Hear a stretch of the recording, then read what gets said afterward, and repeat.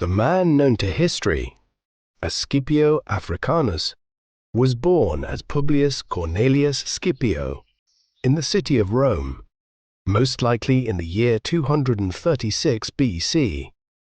Africanus, as we will see, was an agnomen bestowed on him later in life owing to his military accomplishments. His father was also Publius Cornelius Scipio, after whom he was named. The Corneli Scipiones family, or gens, was one of the most acclaimed families in the Roman Republic. They were a patrician family, meaning they hailed from the old aristocratic families that traced their lineage back to the line of the Roman kingdom and early republic, centuries earlier.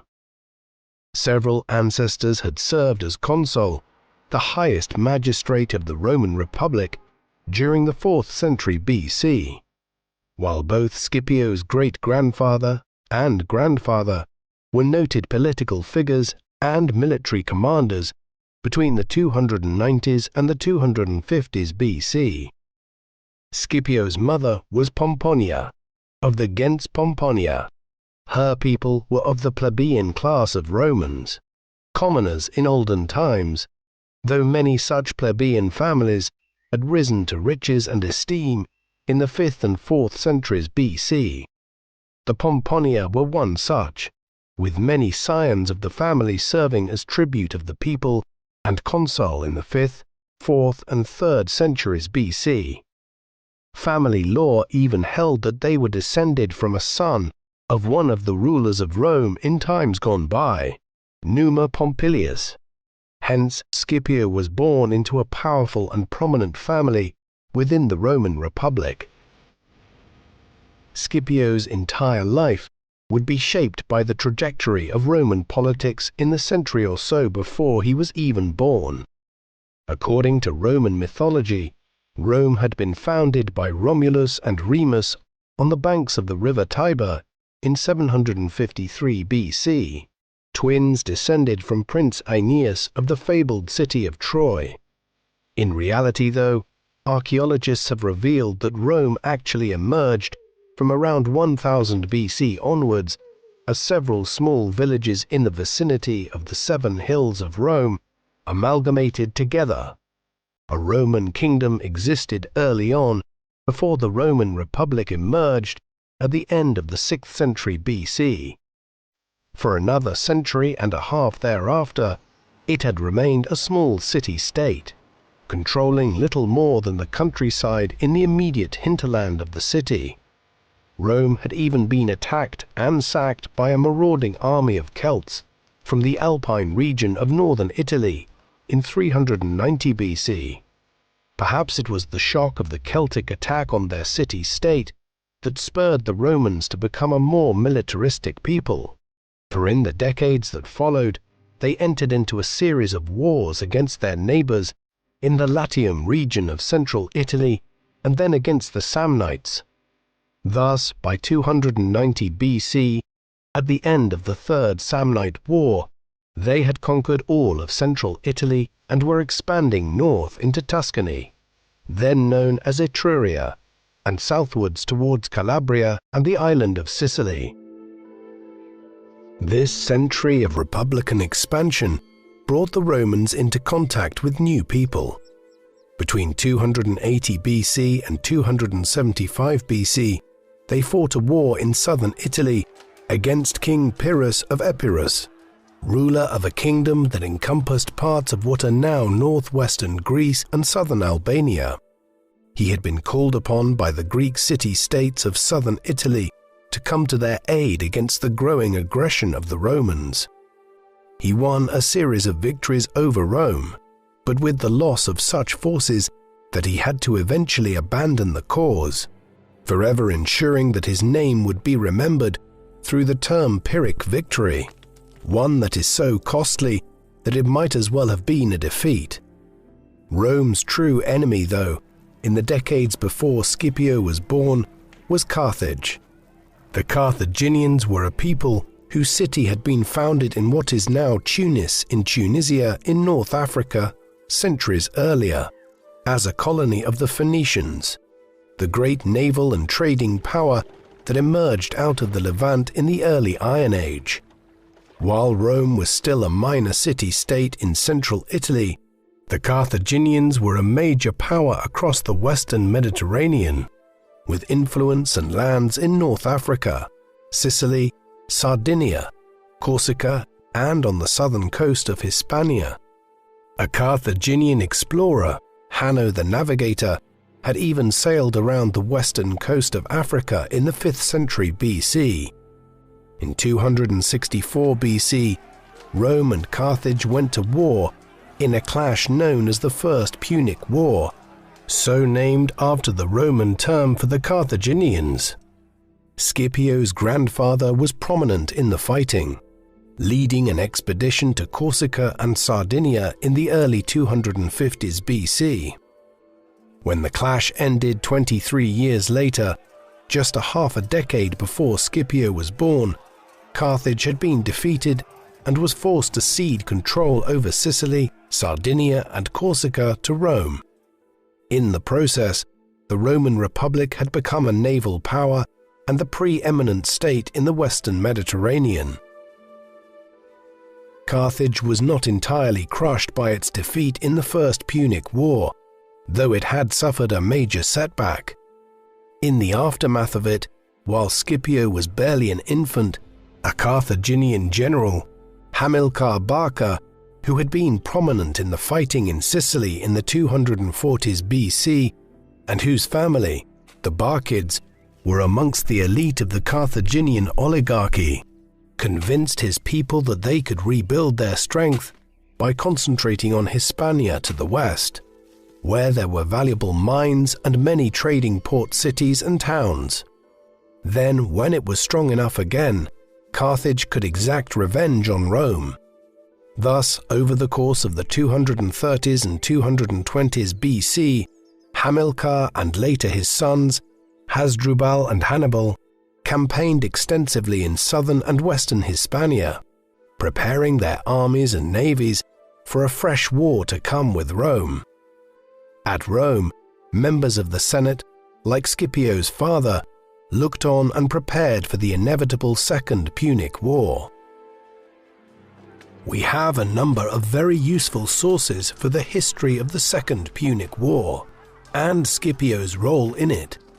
The two foremost are the histories of Polybius, a Greek historian who lived in the 2nd century BC and was a near contemporary of the events he described in his History of the Roman Republic, and Livy, whose Ab Urbe Condita, meaning from the foundation of the city, written in the late 1st century BC, is the most monumental history of the Roman Republic produced in ancient times. These provide detailed accounts of the Punic Wars and Scipio's role in the second of the conflicts. Unfortunately, several sources which were biographical accounts of Scipio himself have not survived. The most regrettable such loss is the Life of Scipio, written by the 2nd century AD Greco-Roman historical biographer Plutarch, while Scipio himself is believed to have written a now lost memoir. Other sources are more fragmentary, yet useful in their own way. The great Roman orator Cicero discussed Scipio's life in his De Republica. The 1st century AD historian Valerius Maximus provided some curious maxims and anecdotes concerning Scipio, though he was somewhat hostile to him as a figure. Finally, the Punica, a Latin epic poem about the Punic Wars, composed in the 1st century AD by Silius Italicus, features Scipio as a central character, albeit this is a literary work and needs to be handled carefully to extract any historical value from it. The surviving sources do not provide much by way of information on Scipio's early life, something which makes the loss of Plutarch's Life of Scipio, which would have given biographical details like this, especially regrettable. Still, we can infer some things about his youth. Within the Scipio household, the family lived under Scipio's father, the pater familias, as Roman society was strongly patriarchal. Formal systems of education were only just beginning to emerge in Rome, and for the most part it was still the responsibility of the father to teach his sons in the ways of subjects such as rhetoric, oratory, the religion and mythology of Rome, and Latin grammar.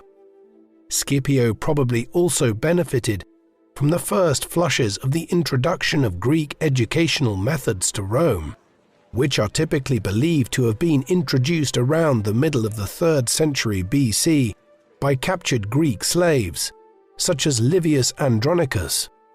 This would have seen a growing emphasis on Greek prose and poetry, and science, and the translation into Latin of many of the classic works of Greek literature, particularly the Iliad and Odyssey, typically ascribed to the poet Homer.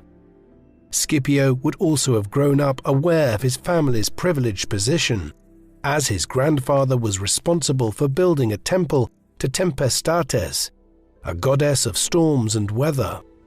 Similarly, his father was progressing in the 230s and 220s BC. As Scipio was growing up, through the cursus honorum, the series of promotions through the different political offices of the Republic. We know this because he became consul of Rome in 218 BC and would have had to have served in the more junior positions in years gone by in order to have acquired the consulship at that later date. As Scipio entered his mid-teens in the late 220s BC, young manhood by Roman standards, tensions were flaring between the Romans and the Carthaginians. A treaty signed in 226 BC had fixed the river Ebro as the northern border of Carthage's influence in Hispania, roughly midway between modern-day Barcelona and Valencia in eastern Spain. But in the years that followed, the Romans had breached the terms by acquiring allies very close to the border region, and then interfering in the affairs of the city of Saguntum, which lay south of the Ebro. When Hannibal laid siege to Saguntum and restored it to Carthaginian control in 219 BC, the Romans used this as a pretext for declaring war on Carthage in the following year, even though the city lay inside Carthage's sphere of influence. So began the Second Punic War. Despite being the aggressor, the Romans had badly miscalculated. Hannibal and his brother Hasdrubal had long been planning for this, and Hannibal now headed north, where the Carthaginians had organized several alliances with the Gallic Celts and other groups in southern France and the Alps, while Hasdrubal remained in Hispania to lead the war effort there. In the winter of 218 BC, as the Romans moved their armies to the south of Italy and the coast in preparation for a naval invasion, they suddenly began receiving word that Hannibal had descended on northern Italy with tens of thousands of men and even some war elephants from Africa, having marched over the Alps. Scipio was not of an age to play a prominent role in the war when it broke out in 218 BC. He was, at most, around 19 years of age. This meant he had been considered an adult for 4 or 5 years, as the Romans had nothing comparable to the modern concept of being a teenager. That said, this was also an ageist society in which a person generally needed to be well into their 20s and ideally their 30s or 40s before they attained to high political office, the latter of which was a necessary precursor to being appointed to a substantial military command. Therefore, Scipio would not rise to a major military position for several years. He did, though, serve as a soldier in the Roman army, which was still a part-time army made up of Roman citizens in the 3rd century BC. All hands were needed to play their part. After his arrival in Italy, Hannibal won a series of major victories across the peninsula, culminating in the Battle of Cannae on the 2nd of August 216 BC. Here the Romans suffered one of the greatest military defeats in their history. In the aftermath of it, Rome's allies and many of the cities and towns under its control in Italy and Sicily began abandoning their overlord and allying with the Carthaginians. For a time it seemed that Hannibal would strike next at Rome itself, but he never felt he had sufficient resources to take the city. He would consequently spend several years to come campaigning around Italy, waiting for the opportune moment. Throughout all of this, Scipio served his initial military apprenticeship. His father had been consul in 218 BC and led an army which headed into northern Italy, where news of Hannibal's arrival reached Rome. According to Polybius, he may have saved his father's life during a clash of Roman and Carthaginian cavalry near modern-day Pavia, though the veracity of this is debated. 2 years later, by now entering his 20s, Scipio began his ascent within Roman politics when he was elected as a military tribune, an important junior military office and a stepping stone to the Senate one day. He would continue to perform middling roles like this in Rome in the years to come, as the city weathered the storm after the disaster at Cannae in the late summer of 216 BC. Meanwhile, his father and several other members of his extended family were engaging in a campaign which would catapult Scipio himself to great heights within the Republic before long. Even as Hannibal was arriving in Italy, Scipio's uncle was leading a military expedition to Hispania. Over the next several years, he, Scipio's father, and several other family members oversaw this military campaign, which was the direct equivalent of Hannibal's campaign within Italy. Their work in Hispania concentrated on securing a base of operations in the Catalonia region, and then pressing southwestwards towards Murcia and Cordoba.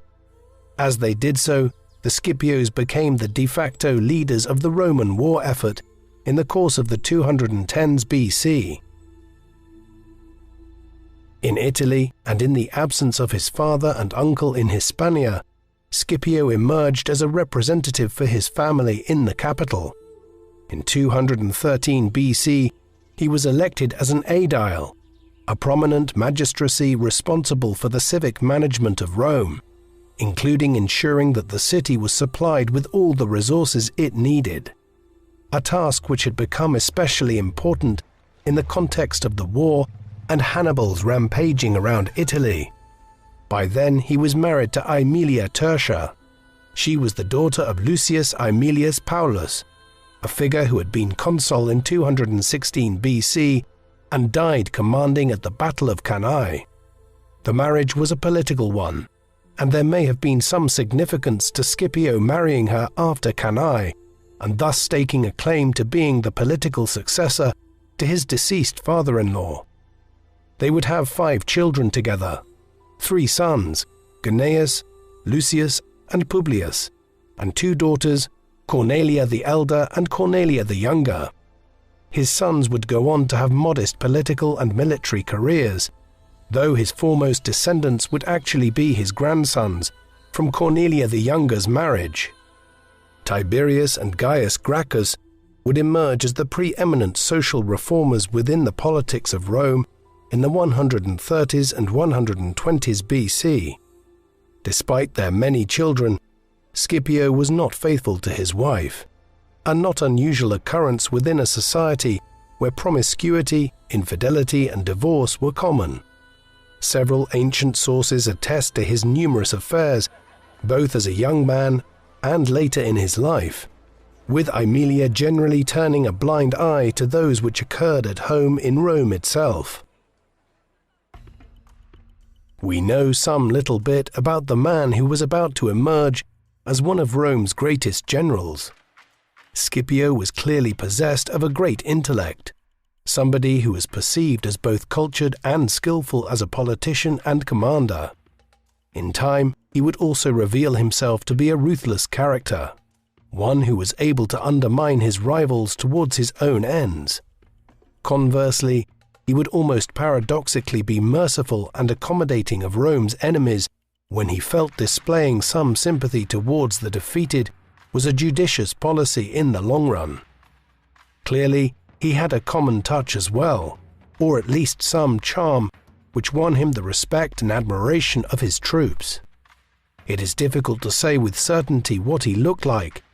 A bronze bust of a bald, clean-shaven man in middle age, with noticeably piercing eyes, one which dates to the 1st century BC and was discovered at the town of Herculaneum, which was buried along with Pompeii during the eruption of Mount Vesuvius in 79 BC, was previously believed to be of Scipio, but this view has been revised, and many now think this to be a portrait of an Egyptian priest of the goddess Isis.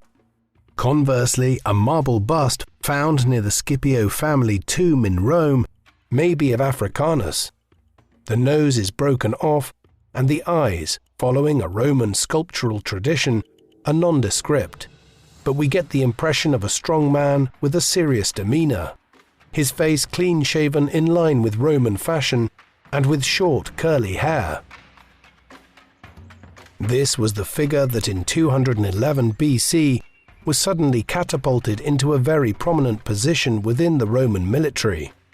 Both his father and uncle were killed that year while campaigning in Hispania, at twin battles fought at the Baitis River during a successful Carthaginian counteroffensive in the wider Andalusia region. Initially a more senior Roman political figure, Gaius Claudius Nero, was sent to Hispania to deal with the emergency created by the defeat at the Battle of the Baitis River. But just a few months later, a decision was made in Rome to appoint Scipio to oversee the campaign in Hispania. This was a highly unusual move. Scipio was still only 25 or 26 years of age, far too young under normal circumstances to acquire such a command, and certainly so for a figure who had never served as a consul or seemingly been a member of the Senate. The exception was most likely made owing to both the unusual circumstances of the Second Punic War, where many generals had either died or been disgraced by the events at Cannae and elsewhere in Italy, and also owing to personal loyalties amongst the Roman troops in Hispania to the Scipio family. When Scipio arrived at Hispania in 210 BC, the Roman military effort there was in disarray after the setbacks of the previous year. After a period of regrouping, he launched a fresh offensive, prioritizing the capture of the important port town of New Carthage, or Carthago Novo, the site of modern-day Cartagena. This was achieved during a siege in 209 BC. The success was accomplished when Scipio sent divisions of his men to wade across the bay in low tide and enter an undefended part of the town. This gave rise to a subsequent myth that Scipio was favored by the gods and had been sent a message from Neptune, the god of the sea, during the battle. Having captured Carthago Novo, he won over some of the local Iberian Celts and other allies of the Carthaginians by sparing the prisoners he took of them in the town and sending them back to their people with offers of generous terms if they switched sides and joined the Romans. In the 2 years that followed, he extended this program of gaining allies, not just in Hispania, but also by traveling across the Mediterranean for some time to North Africa to negotiate with the Numidian tribes there, particularly the leader of one of the main contingents of these Berber peoples by the name of Massinissa. Throughout, Scipio argued with the Iberians and the Numidians that the Carthaginian cause was doomed, as Hannibal had spent several years stationed in Italy after Cannae without ever managing to strike a decisive blow against Rome. Scipio's campaign in Hispania culminated in the spring of 206 BC in the Battle of Ilipa in the Andalusia region of southwestern Spain, near modern-day Seville. After the death of Hasdrubal the previous year, Scipio faced an army of Carthaginians led by Hannibal's brother Margo and another Barcid clan member, Hasdrubal Gisco. The ancient accounts differ on the size of the forces involved, and in any event, ancient Greek and Roman historians were notorious for often exaggerating the size of armies. These limitations aside, it is generally accepted that Scipio and the Romans were outnumbered by the Carthaginians, with the Italians numbering perhaps around 50,000 men to some 65,000 North Africans. Both sides had strong contingents of allies fighting for them, and the skill of the infantry in both instances is hard to gauge. What we do know is that Scipio won a decisive victory here, splitting his forces and attacking 2 Carthaginian camps before they could coordinate their efforts. In the rout that followed, the Romans were said to have destroyed over half of the Carthaginian army. Whether this is accurate is difficult to say, but regardless, the claim indicates that a momentous victory had been won. With this, the campaign in Hispania was all but won, and while some units remained here to continue laying siege to the towns that remained under Carthage's control, thoughts in Rome now largely turned to North Africa. Back in Italy, Hannibal was still campaigning around the peninsula over a decade after he had first arrived there. In Rome, the Senate debated the merits of trying to campaign directly against him in Italy. On balance, it was decided that the best approach was now for an army to be sent to North Africa and to campaign there around Carthage itself in much the same way that Hannibal had done so in Italy around Rome for so many years. This would serve both to draw Hannibal out of Italy in order to defend his homeland and also strike a potentially decisive blow against Carthage in North Africa. Scipio was the man chosen to lead the Roman expeditionary force across the Mediterranean, with a special dispensation made for him to be elected as consul in 205 BC in order to do so, he being approximately 10 years too young to hold the office in just his early 30s. There appears to have been some reluctance to grant him the role, and the leader of the Senate, Quintus Maximus, campaigned unsuccessfully to be given the position himself. Thereafter, Scipio proceeded to Sicily, where he seized a number of strongholds that were in Carthage's hands, and began maximizing his fleet to convey thousands of Roman troops across the Mediterranean to Africa.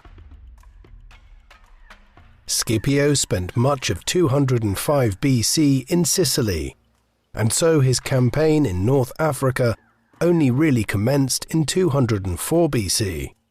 He spent the first year or so here strengthening his alliance with Massinissa, while also trying to take the port of Utica to the west of Carthage itself. After he won an important victory at the Battle of the Great Plains in 203 BC, there was no option but for Hannibal to return to Africa with his military veterans from Italy. Any hopes of an aggressive strategy on the part of Carthage now gone, and a desperate need to defend the city of Carthage from Scipio's armies emerging. The Second Punic War was decided in an epic battle on the plains to the southwest of Carthage, in a place known as Zama. This was at some point in 202 BC. After victory at the Battle of the Great Plains and Hannibal's return to North Africa, Scipio had adopted a cautious policy, with he and his Numidian allies devastating the countryside around Carthage and trying to implement a naval blockade at sea at the same time, the goal being to cut off Carthage's food and supply lines and force them to surrender. Aware that defeat was inevitable if he did nothing, Hannibal elected to gather what forces he could muster and to march southwest from Carthage to meet Scipio in the field. When they clashed at Zama, the Carthaginians again probably outnumbered the Romans. Polybius's account of this has not survived, and we are almost entirely reliant on Livy, who did not provide precise numbers. Therefore, historians have tried to extrapolate from auxiliary information, conjecturing that Scipio had somewhere between 25,000 and 30,000 troops. Hannibal did probably have in excess of 40,000 men, but a large number of these were little more than raw recruits.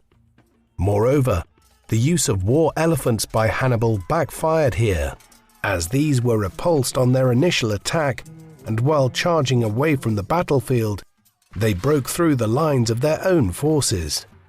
Scipio's cavalry then charged to take advantage of the disorder this had created, before the Roman infantry, fighters who were superior to the Carthaginians in nearly every respect, moved in to finish the clash.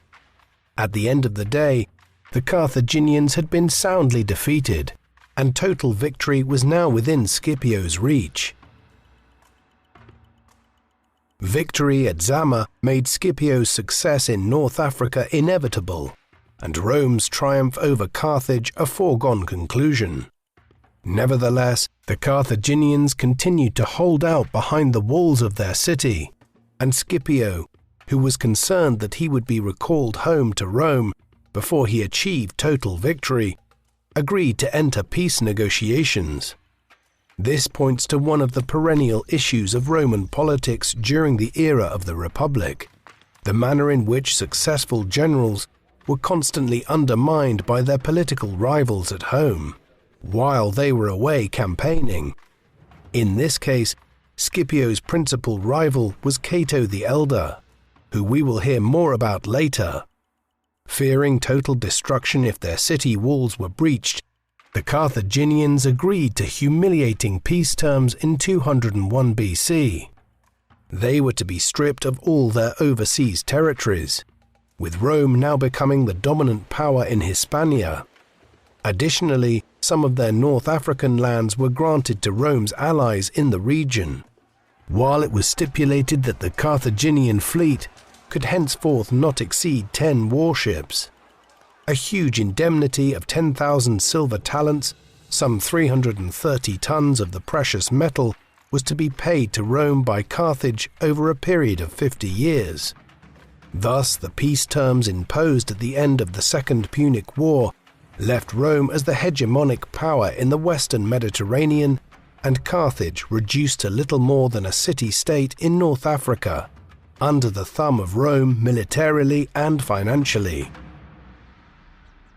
Scipio returned to Rome as the all-conquering hero, the greatest general in the Republic's history. When he arrived home, he was at the center of the Roman triumph, held to celebrate victory in the war. These triumphs were civil and religious parades that were held in Rome throughout its history. Victorious commanders were garlanded in religious ceremonies, parades were held, slaves taken from the defeated enemy were marched through the streets of the city, and riches taken from the conquered land were offered at the temple of Jupiter and other Roman deities. They were not too dissimilar to what a royal coronation would have looked like in medieval or early modern London or Paris, a massive display of color and people. In honor of his victory, Scipio was granted his famous agnomen Africanus.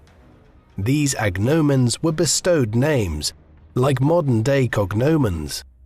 Many other Roman generals in centuries to come would be honored just like Scipio, notably a member of the Julio-Claudian imperial family 2 centuries later, who was granted the agnomen Germanicus in recognition of his role in expanding Rome's borders into Germania. It has also been theorized that Scipio may have been the first Roman general to have the title of Imperator bestowed upon him. We know that the term was applied to Aemilius Paulus, a Roman general who was campaigning against the Lusitanians in western Hispania around what is Portugal today. This occurred around 190 BC, at the beginning of what would be nearly 2 centuries of Roman efforts to fully conquer western and northern Iberia after seizing the south and east from Carthage at the end of the Second Punic War. Given the appearance of the term in 190 BC, it has been speculated that it may have been first conferred on Scipio after Zama, and then gained traction in the century that followed. This has a major constitutional and linguistic significance. Imperator means commander in Latin and is hardly an unusual term to describe a Roman general. However, it is also the word from which the term emperor derives, as when he created the Roman Principate or Empire in 27 BC, Caesar Augustus adopted the title of imperator on a permanent basis. Many of his successors did too, and over time, in more recent centuries, imperator became anglicized as emperor. Thus, Scipio might have been the first figure bestowed with the title from which the modern word emperor originates. With the end of the war, and having celebrated his triumph back in Rome, Scipio had to return from these giddy heights to become an ordinary citizen and politician once again. In 199 BC, he gained election as one of the censors for that year. This was a peculiar magistracy, one which was deemed to be a great social honor for the occupant, yet at the same time did not involve an enormous amount of power. The holders were responsible for maintaining the records of Roman citizens, an important enough task at a time when grants of citizenship were still restricted to people who could trace their lineage to the city itself, and was only bestowed on others, even within Italy, for acts of considerable service to the state. The censors also had a loosely defined role in regulating public morals in Rome, a task from which the modern concept of censoring something comes from. He held the office of censor for 18 months and was also acknowledged for a time as Princeps Senatus, the leader of the Senate, an honorary title in recognition of his war service. Finally, in 194 BC, he was elected as consul of the Republic again for another year. Scipio appears to have made some efforts during this time to enact social and economic reforms, not merely to acquire offices as marks of empty prestige. This was based on a number of emerging problems within the Republic, which would bedevil its politics over the next century or so, specifically the widening gap between the Roman elites and the poor, and the growing dissatisfaction of the Italian subject peoples, who were expected to play an ever-growing role in the Roman state without the privileges that Roman citizens held. Many of the disillusioned were military veterans, and Scipio became one of the first major generals of the Republic to set up a land redistribution program to reward veterans. This was a practice which had been engaged in by the Republic for over 2 centuries. But the scale of the veteran land program was novel in Scipio's case. That said, he did not seek to use his support amongst the veterans or the promise of rewards in the shape of lands and wealth as the basis for building up a party of followers. And unlike later figures like Cornelius Sulla and Julius Caesar in the 1st century BC, Scipio never attempted to use his popularity and prestige as a means of aggrandizing himself or undermining the Republic's institutions. These were years in which the hero of the war with Carthage also earned a particular reputation for his piety and religious devotion, showing an especial veneration for both Jupiter and Mars, the equivalents of Zeus, the king of the gods, and Ares, the god of war, in the Greek mythological and religious system. The Romans had very thin distinctions between the priestly classes and the wider citizenry, and a leading political figure like Scipio could also become a minor priest. In Scipio's case, he is believed to have done so, as a priest of Jupiter in the 190s BC. He was also a major patron of several of the most prominent temples in the center of Rome. In his own time, it was already established that Scipio might have the gift of some sort of prescience that was a mark of being favored by the gods, and which accounted for some of his exceptional successes in his military campaigns. Both Polybius and Livy mention such a belief amongst the Romans. claiming that the same might have been a sign of the favor with which the gods viewed not just Scipio, but the wider Scipio clan. Another major feature of Scipio's personality was his admiration for Greek culture. This was an understandable development for an educated Roman. For all their virtues as a military people and their later acumen for engineering and governance, the Romans were hardly a highly cultured people, unlike their neighbors to the east. Long before Alexander the Great had conquered much of the known world in the 4th century BC, the Greeks had developed a sophisticated culture where the disciplines of history, philosophy, geography, anthropology, biology, political science, mathematics, medicine, drama, poetry, and much else besides had begun to emerge. By way of contrast, the Romans had a decent culture of producing comedic plays by the 3rd century BC and were interested in history, but their culture was lackluster by comparison with their Greek rivals to the east. Scipio was one of the first prominent Romans to unashamedly embrace Greek culture, speaking and writing Greek and adopting Greek literary forms in his own writings. This was criticized by many Roman aristocrats who rebuked such adherents of Hellenic culture for their abandonment of Roman traditions. But Scipio was ahead of his time. Over the next 2 centuries, Rome would conquer the Greek Eastern Mediterranean militarily, but the Greeks would conquer Rome culturally, with virtually all aspects of Greek culture becoming popular in the Western Mediterranean.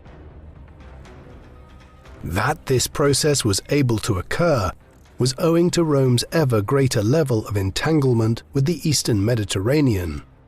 As far back as Pyrrhus of Epirus's intervention in southern Italy, the Greeks had been involved in the wars of the Romans, and the Kingdom of Macedon was at war with Rome for a time during the Second Punic War. Almost as soon as the war with Carthage was over in 201 BC, Rome was pulled into new conflicts with Greece and elsewhere. There were reasons for this beyond Roman aggression. In the decades after the death of Alexander the Great, his empire had fragmented into numerous states, ruled over by his leading generals. Of these, the Kingdom of Macedon, the Seleucid Empire in Syria and the Levant, and the Ptolemaic Kingdom of Egypt were the most powerful. However, dozens of other smaller states emerged over time, such as Bithynia and Pergamum in Asia Minor, and associations or leagues of city-states in Greece proper, like the Aetolian League and the Achaean League. As these powers waged constant wars against one another, they began appealing to the might of Rome in the west to form alliances with them. This ensured that Rome was drawn into a growing number of conflicts in the Eastern Mediterranean from the 190s BC onwards, and would eventually end up becoming a major player there in the course of the 2nd century BC.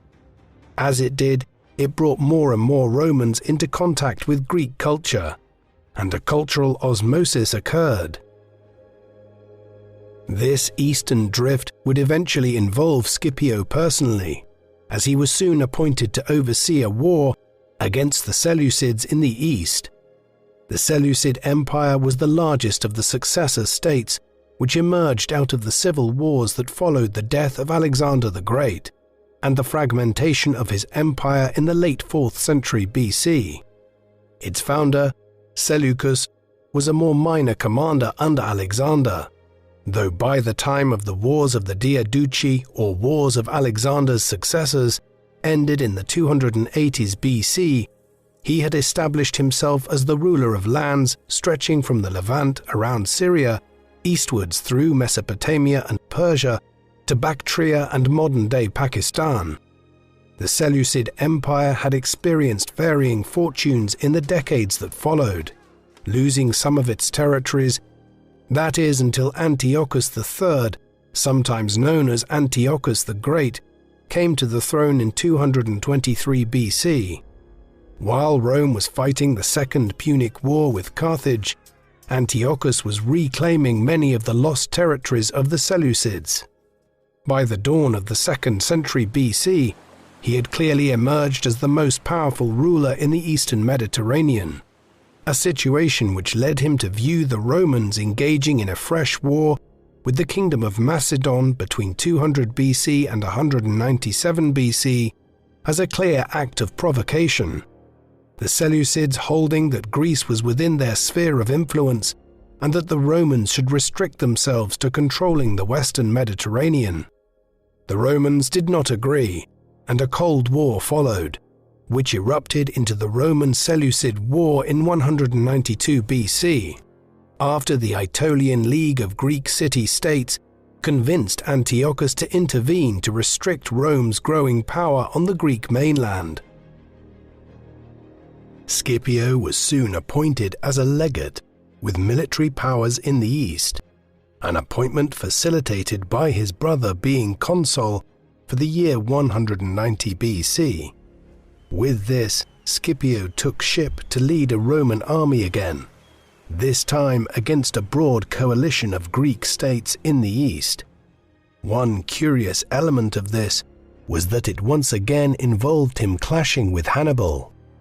Carthage, which was well and truly in decline after the Second Punic War, had meekly agreed to join the war as a Roman ally.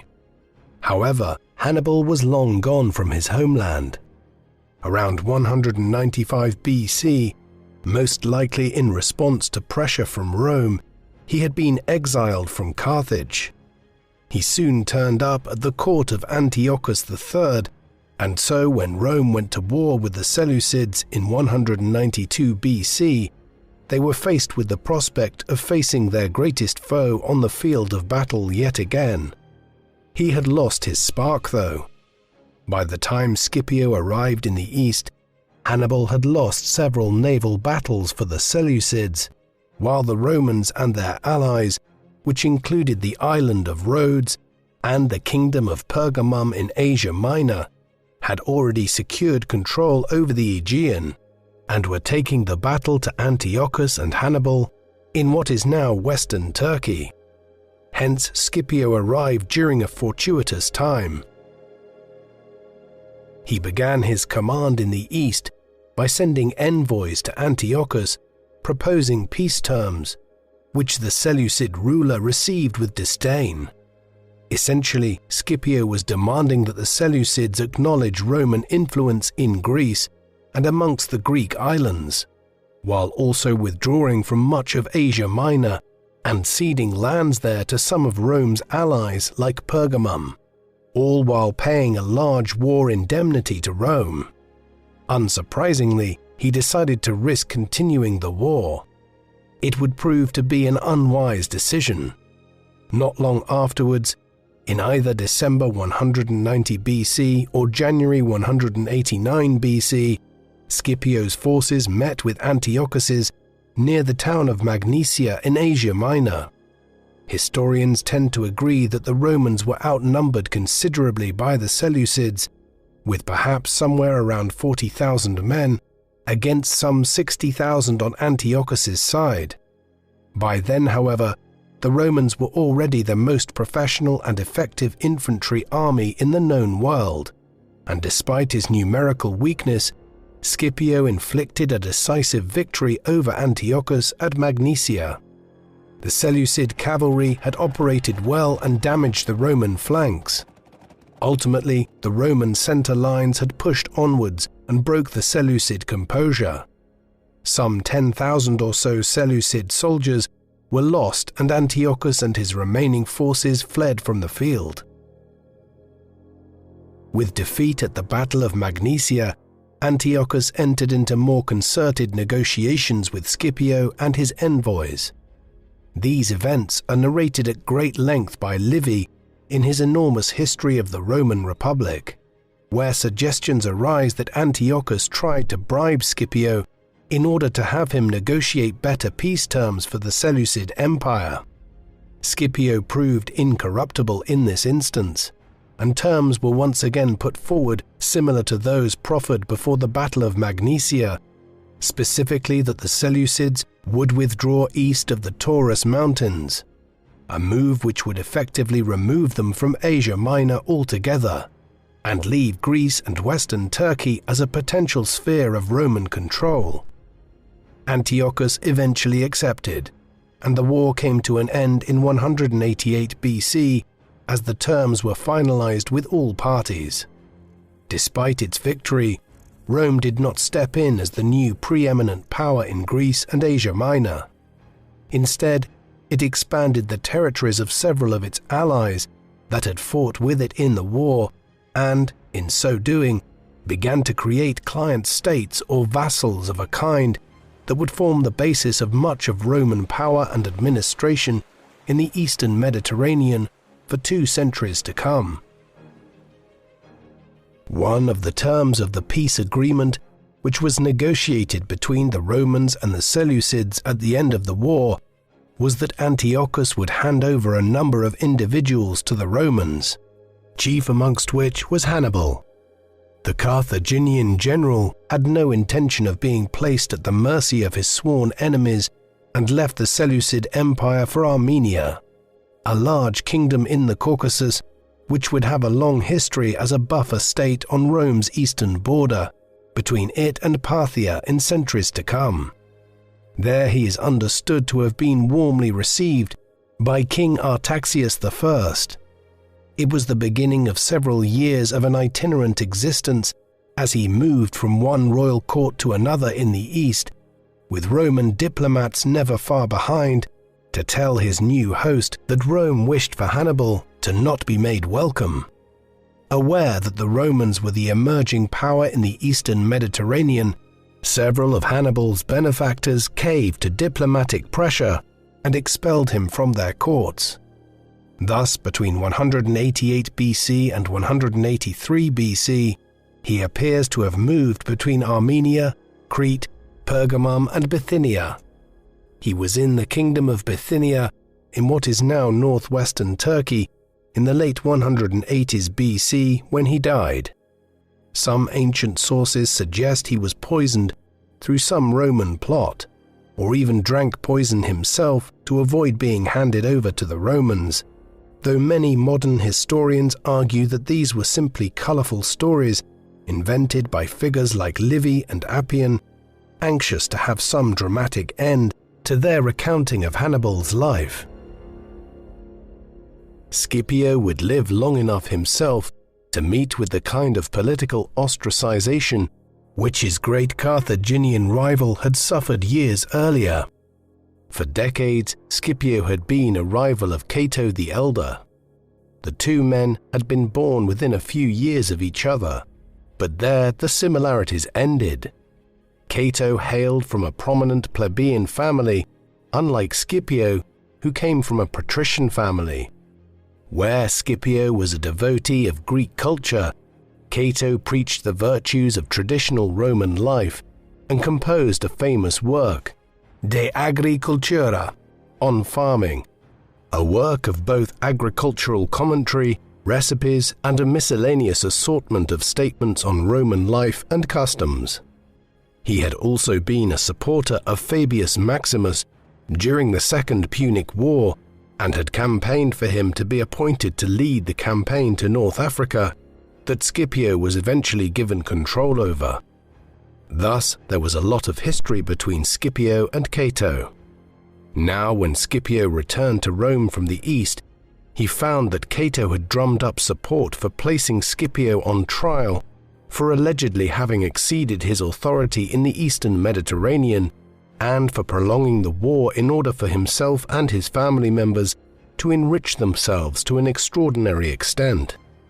A kind of show trial in the Roman Senate played out over the next several months, as Cato tried to bring about his rival's downfall, to little avail.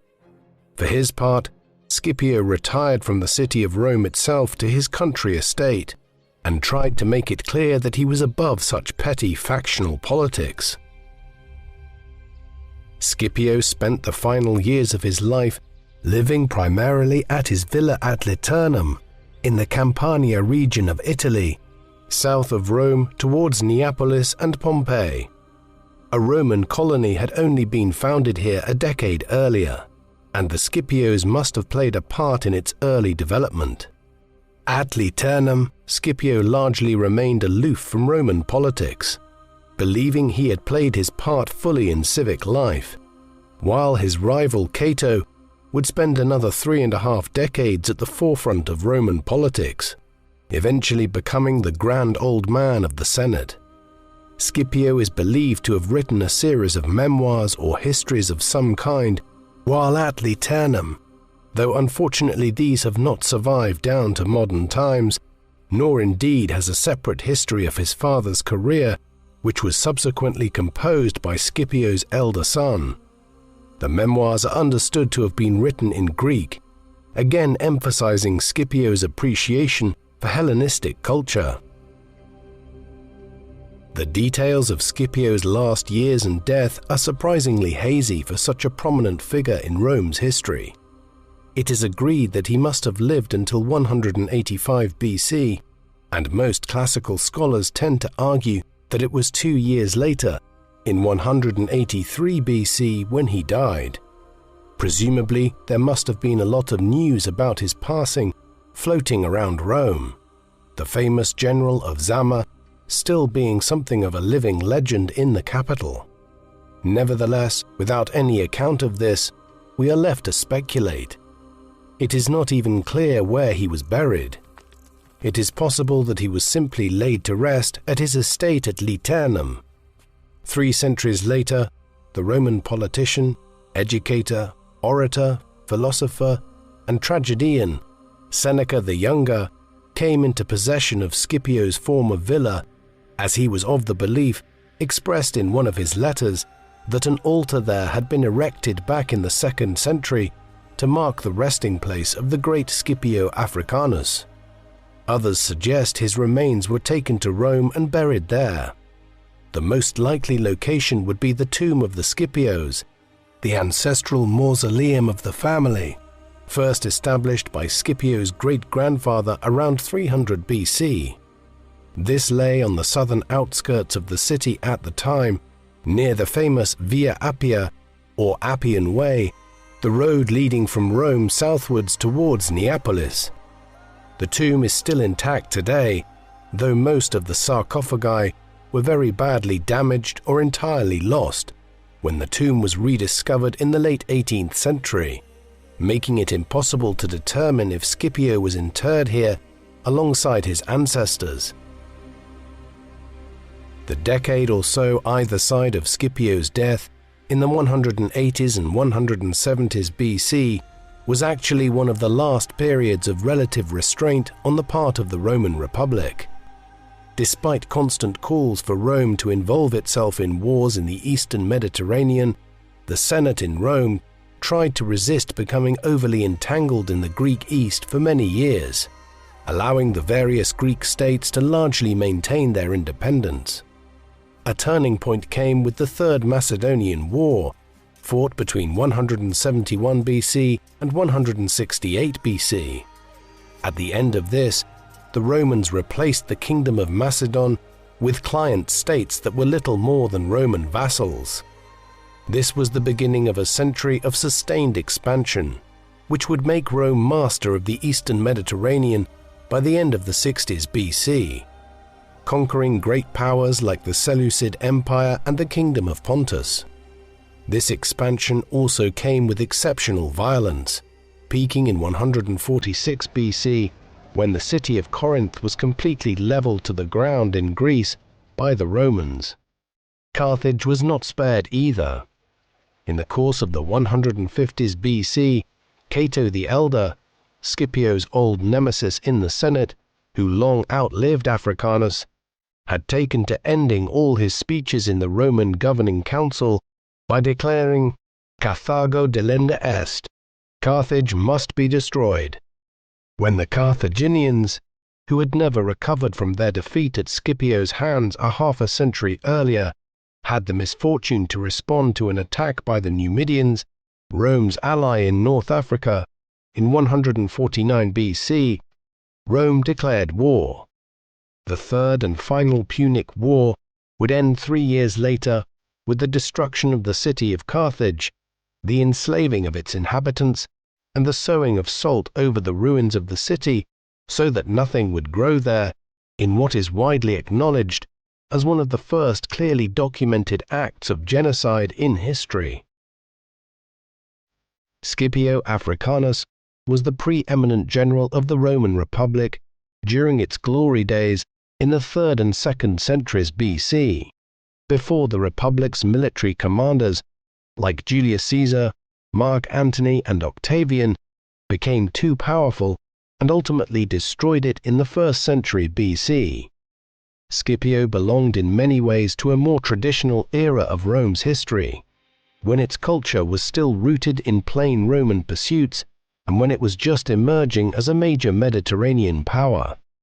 He and his family were central to that process, playing a leading role in victory over the Carthaginians in both the First and Second Punic Wars. Scipio himself concluded all of this with his campaign in North Africa, victory at Zama, and ending of the Second Punic War in 201 BC. In this sense, the Punic Wars could even be seen as a clash not just between Rome and Carthage, but also between two families, the Barcids of Hamilcar Barca, his brother Margo, and his sons Hasdrubal and Hannibal, and the Scipios of Rome. No two figures epitomized this clash of individuals within the wider Punic Wars than the rivalry between Scipio and Hannibal. Ironically, Hannibal has perhaps left behind the more lasting legacy in historical lore on account of his march with his elephants over the Alps and descent on Rome in 218 BC. Yet it was his nemesis, Scipio Africanus, who was much the more successful of the two in the long run and catapulted Rome towards domination of the Western Mediterranean and then the known world at the end of the 3rd century BC. What do you think of Scipio Africanus? Was he one of the greatest generals of the ancient world, or was he overshadowed by Hannibal, despite ultimately defeating the Carthaginian commander? Please let us know in the comment section. And in the meantime, thank you very much for watching.